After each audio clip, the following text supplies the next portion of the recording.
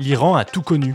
Alexandre le Grand l'a brisé, les Arabes l'ont transformé, les Mongols l'ont ravagé, les Safavides en ont fait une grande puissance chiite. À chaque fois, il aurait pu disparaître, mais l'Iran est toujours revenu. Et cette capacité à survivre explique pourquoi, encore aujourd'hui, ce pays fait trembler le Moyen-Orient. Dès le néolithique, des groupes humains s'installent sur le plateau iranien et vivent surtout de l'agriculture. Petit à petit, les villages se développent et deviennent des communautés mieux organisées. Ces populations ne vivent pas isolées, elles échangent avec la Mésopotamie voisine. C'est combien le mouton ? 15 poulets. 15 ? Mais la dernière fois c'était 12. Ouais bah c'est le nouveau tarif.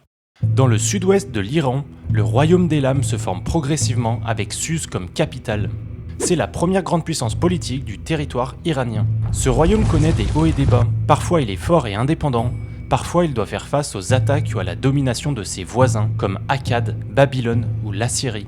Malgré ça, Suse devient une ville très importante à la fois sur le plan politique, religieux et commercial. L'Elam a une culture riche et une architecture impressionnante. On le voit avec le site de Choga Zambil. Mais les attaques répétées de l'Assyrie le fragilisent de plus en plus et la situation empire encore après le pillage de Suse. Pendant ce temps, de nouveaux peuples indo-européens arrivent progressivement sur le plateau iranien. Parmi eux, les Mèdes et les Perses prennent de plus en plus de place. Tiens, c'est sympa ici, je vais peut-être m'installer moi. Ouais, c'est vrai que c'est pas mal. Bon, je prends le nord, je prends le sud. Les Mèdes deviennent puissants et participent à la chute de l'Empire assyrien. Mais c'est finalement les Perses qui vont prendre le dessus avec Cyrus le Grand. Il bat les Mèdes et fonde l'empire achéménide.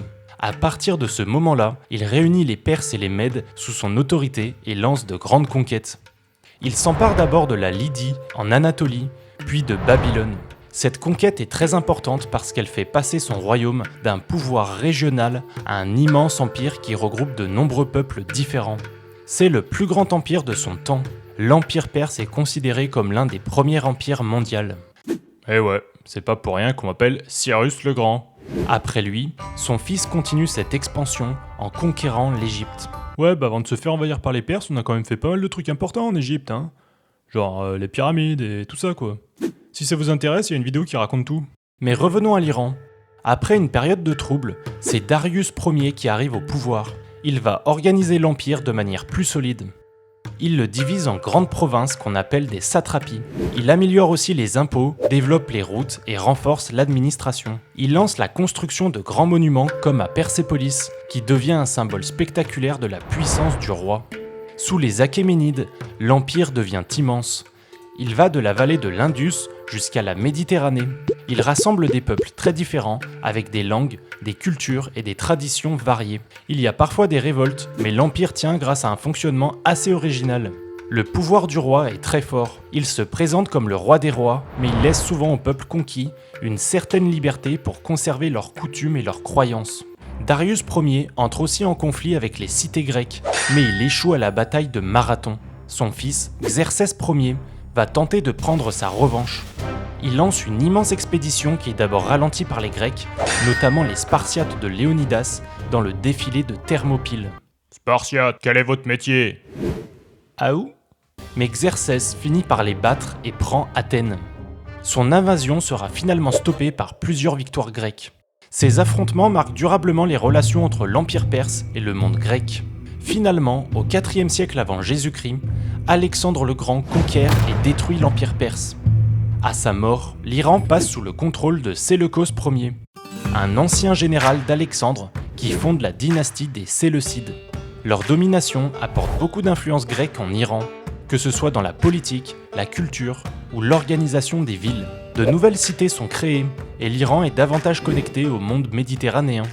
Mais comme l'empire est immense, il est difficile à diriger, surtout dans les régions de l'Est, très éloignées du pouvoir central. Du coup, des résistances locales apparaissent très vite.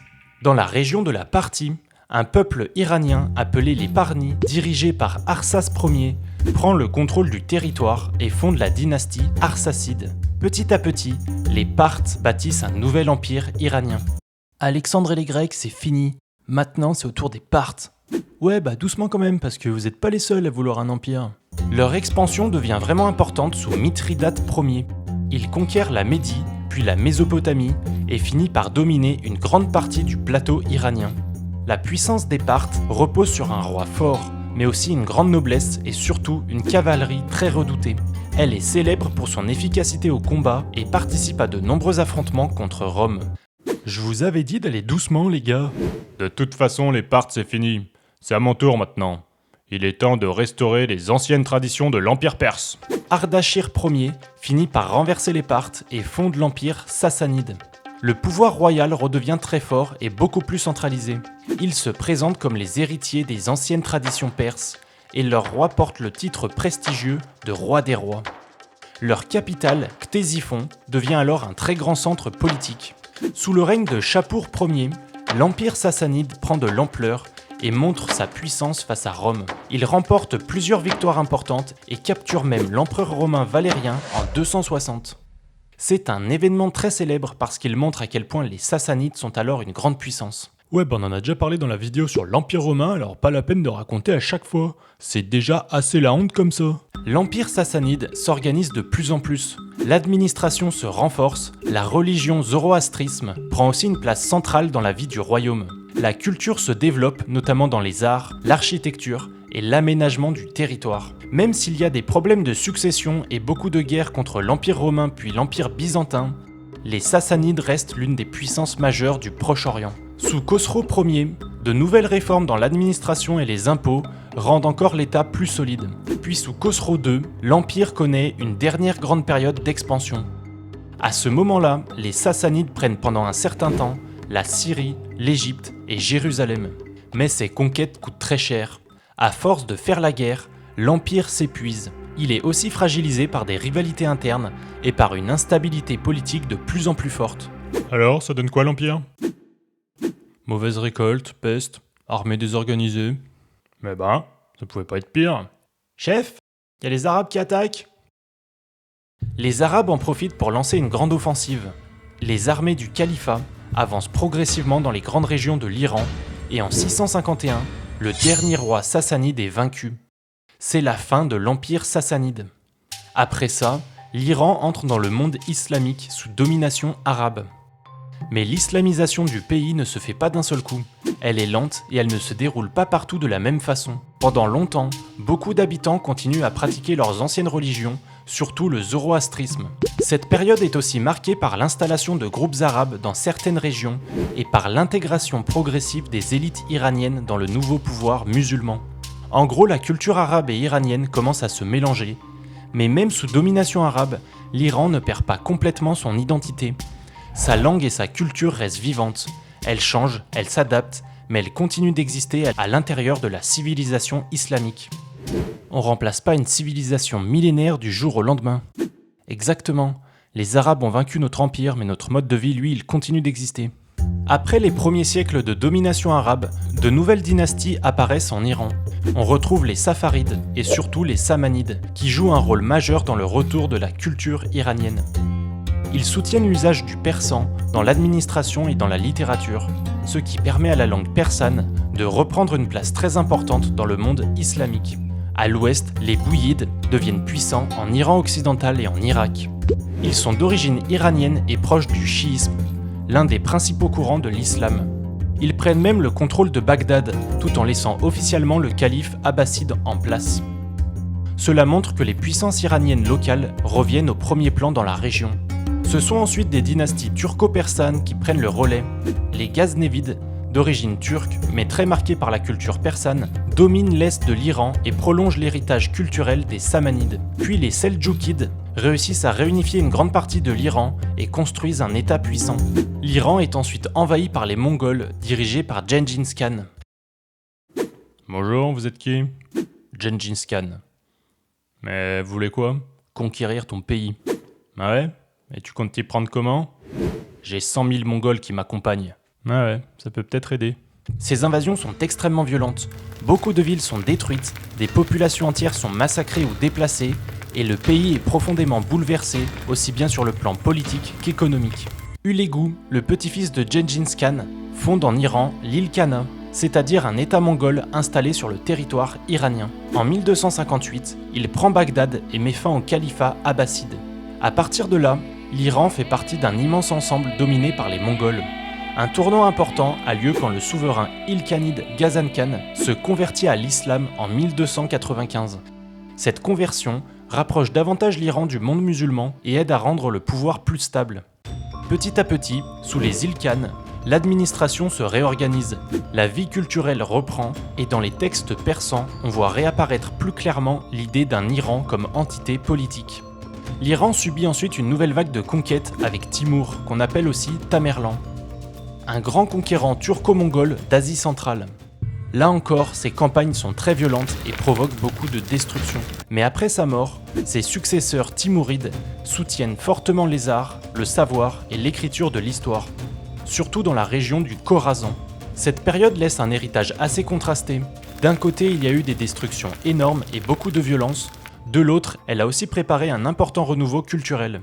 Ensuite, Ismaël Ier s'empare de la ville de Tabriz et fonde la dynastie safavide. C'est un moment essentiel dans l'histoire de l'Iran car il fait du chiisme duodécimain la religion officielle de l'État. Dans l'islam, il existe deux grandes branches principales, le sunnisme et le chiisme. En choisissant officiellement le chiisme, Ismaël Ier donne à l'Iran une identité politique et religieuse différente de celle de nombreux pays voisins majoritairement sunnites. Au début, le pouvoir safavide s'appuie surtout sur les Kizilbash, des guerriers turkmènes très fidèles à la dynastie. Sans nous, Ismaël ne serait jamais devenu roi. On est des faiseurs de rois. Et maintenant, on est les chefs militaires de l'empire safavide. Les Safavides se heurtent ensuite à leurs grands voisins sunnites, en particulier l'Empire ottoman. Cette rivalité est à la fois politique, militaire et religieuse. Malgré plusieurs difficultés et certaines défaites, les Safavides réussissent quand même à consolider leur territoire. En même temps, ils imposent progressivement le chiisme à une population qui était auparavant majoritairement sunnite. Pour cela, ils mettent en place des institutions religieuses contrôlées par l'État. L'empire atteint son apogée sous Shah Abbas Ier. Il renforce l'État, réduit le pouvoir des Kizilbash, réorganise l'armée et développe le commerce. Il fait aussi d'Ispahan une capitale brillante, célèbre pour la beauté de son urbanisme, de ses mosquées et de sa vie artistique. Mais en 1722, des Afghans Otaki prennent Ispahan et provoquent l'effondrement du pouvoir central. À partir de là, le pays entre dans une période de grand désordre. Les Ottomans et les Russes profitent de cette faiblesse pour avancer dans plusieurs régions iraniennes. C'est une période très difficile, marquée par les guerres, les famines, les déplacements de population et un fort affaiblissement de l'État.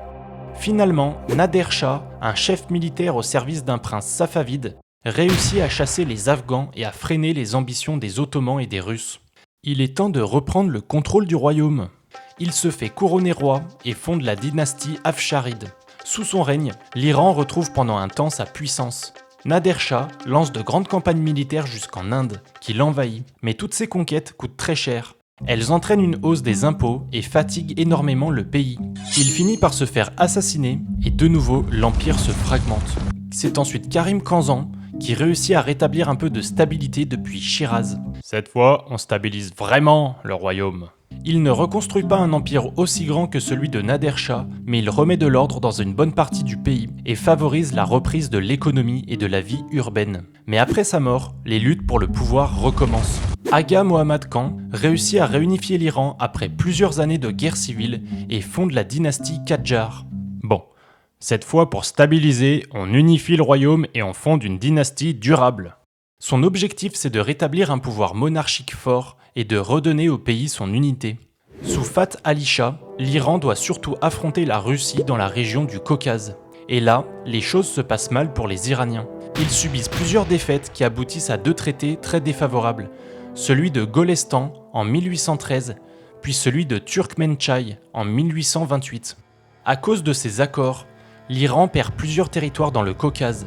L'armée Kadjar est en retard par rapport aux grandes puissances européennes. Pour essayer d'arranger la situation, des projets de réforme apparaissent, notamment autour du prince Abbas Mirza. Il tente de moderniser l'armée en s'inspirant des modèles européens. Mais malgré ces efforts, l'État reste fragile parce qu'il dépend encore beaucoup des notables locaux, des chefs tribaux et des ressources de la cour. La Russie et le Royaume-Uni interviennent de plus en plus dans les affaires iraniennes dans le cadre de leur rivalité impériale. En plus des pressions étrangères, le pays connaît une crise économique, la population est de plus en plus mécontente et beaucoup rejettent le pouvoir absolu des Kadjars. En même temps, le clergé chiite et les élites urbaines prennent de plus en plus de poids dans la vie politique. T'as vu, les prix ont encore augmenté? Sans blague, les Qadjars sont en train de vendre l'Iran à la Russie et au Royaume-Uni. Faut pas s'étonner s'il nous reste plus rien maintenant. Et on dit rien, nous? La révolution constitutionnelle iranienne a lieu entre 1905 et 1911. Ce mouvement rassemble des groupes très différents. Des marchands, des religieux, des intellectuels et des artisans. Tous protestent à la fois contre l'autorité trop forte du Shah et contre l'influence grandissante de la Russie et du Royaume-Uni. Une idée principale s'impose. Il faut limiter le pouvoir du Shah grâce à une constitution et une assemblée d'élus. Mozaffar al-Din Shah finit par accepter la création du Majles, c'est-à-dire le Parlement, et il signe une première constitution. D'autres lois viennent ensuite compléter ce texte et mettent en place une monarchie constitutionnelle. En clair, cela veut dire que le roi ne doit plus gouverner seul, mais dans un cadre défini par la loi. Cette révolution permet aussi le développement de la presse, du débat public et de la vie politique. Les histoires de constitution, là, je suis pas trop sûr. Mais la situation reste très instable. En 1908, Mohammad Ali Shah, qui est opposé à la constitution, fait bombarder le Parlement avec l'aide de la brigade cosaque. En réaction, les partisans de la révolution s'organisent dans plusieurs régions, notamment à Tabriz et dans le Guilan. Ils réussissent à reprendre Téhéran et renversent le Shah. Malgré cette victoire, le mouvement reste fragile à cause des divisions internes et des interventions étrangères. Mais cette révolution marque quand même un tournant très important dans l'histoire de l'Iran. Pour la première fois, le pays essaye de construire un État fondé sur la loi, la représentation politique et la limitation du pouvoir du souverain. Ensuite, Reza Khan prend le pouvoir et met fin à la dynastie Qadjar. Ça fait 130 ans qu'il nous gouverne, on a bien le droit de changer, non? Son objectif, c'est de construire un État plus fort et plus centralisé. Pour y arriver, il modernise l'armée, développe l'administration, l'école et les infrastructures et essaye de réduire l'influence des pouvoirs locaux et religieux. Mais tout cela se fait de manière autoritaire avec un pouvoir qui contrôle de plus en plus la vie politique. Pendant la Seconde Guerre mondiale, le Royaume-Uni et l'URSS occupent l'Iran et obligent Reza Shah à abdiquer. C'est alors son fils Mohammad Reza Shah qui prend sa place. Le début de son règne est marqué par une période plus instable sur le plan politique.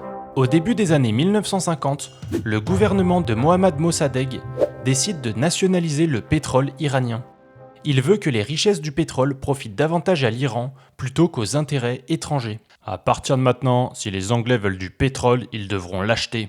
Après la nationalisation du pétrole, Mossadegh est renversé lors d'un coup d'État soutenu par Washington et Londres. Et le Shah est réinstallé. Cet événement va créer beaucoup de méfiance envers l'Occident chez les Iraniens.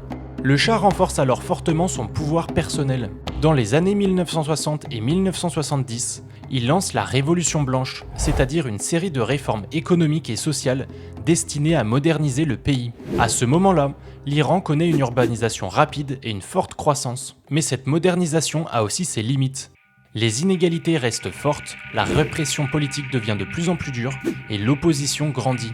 La révolution iranienne a lieu entre 1978 et 1979. Elle rassemble des gens très différents, des religieux, des étudiants, des commerçants du bazar, des libéraux et même des mouvements de gauche. Tous ont des idées différentes, mais ils ont un point commun. Ils rejettent le pouvoir autoritaire du Shah, la répression politique et l'influence très forte des pays occidentaux, surtout celle des États-Unis. La crise devient de plus en plus grave jusqu'au départ du Shah. L'ayatollah Rouhollah Khomeini, un responsable religieux chiite, revient d'exil et est accueilli triomphalement. C'est la fin de la monarchie.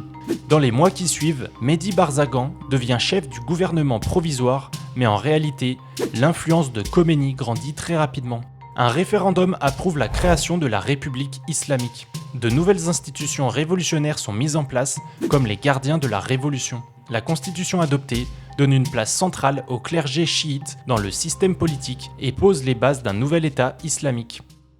En gros, il y a un président et un parlement qui forment le pouvoir politique, mais le pouvoir religieux domine le pouvoir politique. L'Iran passe d'une monarchie autoritaire à une république islamique fondée à la fois sur la révolution et sur la religion. En novembre 1979, des militants prennent l'ambassade des États-Unis à Téhéran, saisissent 66 Américains et 52 d'entre eux restent otages pendant plus d'1 an. Cet épisode provoque une rupture majeure avec les États-Unis. Le 22 septembre 1980, l'Irak dirigé par Saddam Hussein attaque l'ouest de l'Iran. À ce moment-là, il pense pouvoir profiter du chaos provoqué par la révolution iranienne pour gagner vite. Mais ça s'est pas passé comme prévu. Cette offensive est rapidement bloquée. Au début, l'Iran résiste, puis il reprend peu à peu l'avantage. Il récupère la plupart des territoires qu'il avait perdus, notamment la ville de Khorramshahr. Mais au lieu de s'arrêter là, le régime décide de poursuivre la guerre en entrant sur le territoire irakien. À partir de ce moment-là, le conflit devient une longue guerre d'usure. Une guerre qui dure, qui épuise les deux pays et qui provoque des pertes humaines et matérielles énormes.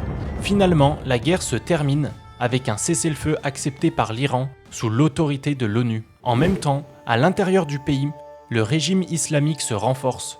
La guerre donne encore plus de pouvoir à Khomeini et aux gardiens de la révolution. Depuis la mort de Khomeini, l'Iran a traversé des moments où le régime s'est un peu assoupli, puis d'autres où il s'est à nouveau durci. Mais le pouvoir reste surtout concentré entre les mains du guide suprême et des gardiens de la révolution. Sur le plan économique, l'Iran a beaucoup d'atouts. Le pays dispose de grandes réserves de pétrole et de gaz, d'une population importante, et il a aussi de vraies capacités de production et d'innovation. Mais malgré ça, l'économie souffre beaucoup à cause des sanctions internationales, de l'inflation et de la faiblesse de la monnaie. Dans ses relations avec les autres pays, l'Iran essaye de garder un rôle important au Moyen-Orient et de ne pas dépendre des États-Unis. La question du nucléaire reste aussi un sujet très sensible. Enfin, l'Iran a une position géographique très stratégique. Le pays borde le détroit d'Ormuz, un passage essentiel pour le transport du pétrole mondial, ce qui lui donne une importance majeure sur la scène internationale. Bah dis donc, s'en est passé des choses depuis que j'ai fondé l'Empire perse. Bon en tout cas, si vous avez aimé, abonnez-vous.